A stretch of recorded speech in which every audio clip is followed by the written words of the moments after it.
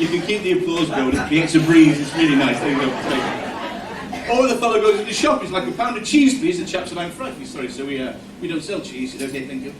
He goes back in the same shop the next day, same fellow sat behind the counter. He said, pound of cheese, please. I said, I'm sorry, we don't sell cheese. He said, okay, thank you. He goes back in the same shop the next day, it's the same fellow sat behind the counter. He said, pound of cheese, please. The fellow said, look. He said, I told you yesterday we don't sell cheese. I even told you the day before we don't sell cheese. We do not sell cheese. If you come in here again asking for cheese, I'm going to nail your feet to the floor. He said, okay, thank you. Goes in the next day, same fellow behind the counter. He said, have you got any nails? He said, no. He said, pound of cheese, please.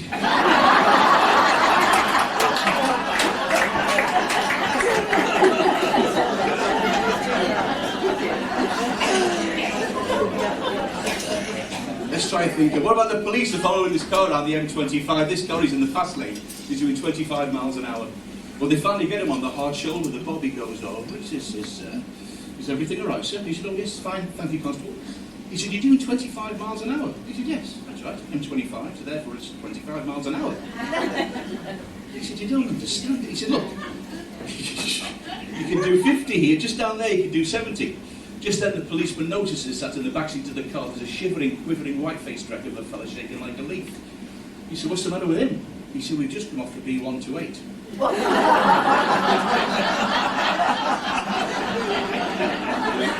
doing 128 miles an hour. She wasn't sure. It's just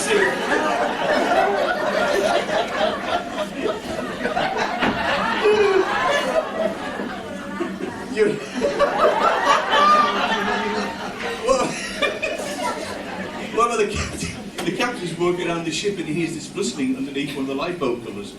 He lifts it up and there's a young woman underneath there. She's hiding, she's surrounded by bits of food. The captain says, what are you doing? She was stowing away.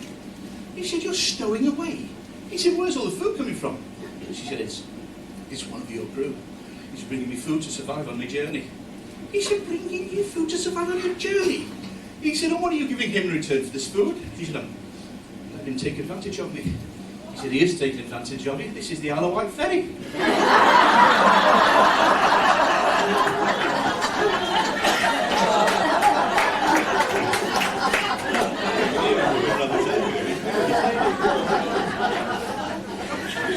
Listen, I've got a question for you.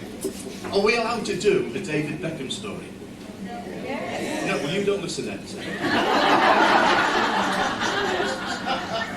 This is very, very silly, and it's from the old days when David Beckham used to talk to Sir Alex Ferguson, okay? So David Beckham shopping, he's in Harrods, he sees this thing on the shelf. He says to the fellow behind the counter, he said, what's that?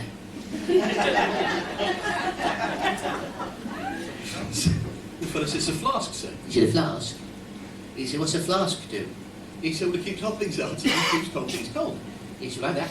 She goes up to Beckenham Palace, she's there. She said, hello, babes. He said, hello, princess. She said, what have you got there? He said, it's a flask. She said, a flask? She said, what's a flask do? He said, it keeps hot things hot and it keeps cold things cold. She said, oh, you want to take that training with you tomorrow? So the next day he's there, he's unpacking his kit. So Alex is there. He says, what have you got there, boy? He said, it's a flask, boss. He said, a flask? He said, what's a flask do? He said, it keeps hot things hot and it keeps cold things cold. He said, what you got in it? He said, 2 coffees and a choc ice.